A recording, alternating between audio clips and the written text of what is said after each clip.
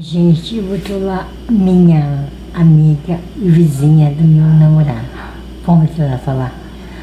Vamos ver qual vai ser a reação dela. Se vai ser amiga minha ou dele. Peraí. Ô, Jô! Jô! Oi! Pode vir aqui um minutinho? Ô, peraí. Vindo!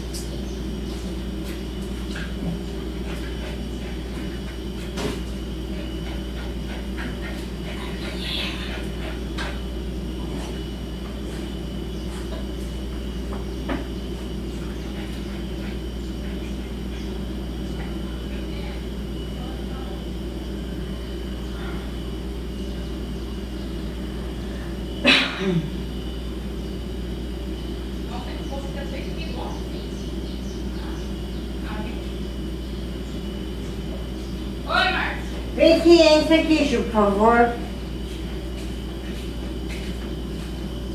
Ô, Ju, senta aqui um minutinho. Eu não sei com quem falar. Vem falar. Rapaz, eu tô grávida. Sério. Sério, sério, sério. E agora, o que eu faço? Pensando. E depois quando o Humberto foi da outra vez para São Paulo, como ele mora aqui e ela mora lá, então não tem mesolo, né? Ah, Ju, e agora? Você tem quantos anos? Você tá nova ainda, Marcos. 45 anos, não é para estar nova, Você tem filho? não. Não tem filho. Mas e Humberto? Amanhã disse, Não é dele. você não tem coragem de falar com A ele. gente usa essa maquiagem para poder falar. Você fica de olho, que eu vou falar antes de eu chegar. Eu tenho medo dele, né? Não conheço um bem, a gente não conhece ninguém nessa hora, né? O que você acha que eu devo fazer? Não, fala. Melhor você falar que você engana ele, né? Não, porque a barriga vai crescer, né? Deve ser. Aí é chato se não é dele, você falar que é dele.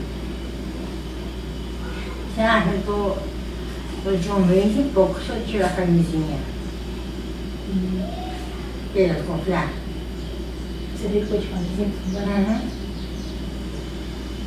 se fazer tirar, vai ficar com ele. É, daqui um mês, É, né? porque agora não dá Mas vai dar 3 meses já. Quando eu vou falar pra ele, aí complicado, né? o que eu faço? Surgiu Melhor você falar a verdade dele. trollagem. Só ele filmando? Ah, Tô. vai lá. Vai pro meu canal, pode ir pro meu canal? Hã? Pode ir pro meu canal? Que canal você tá aí?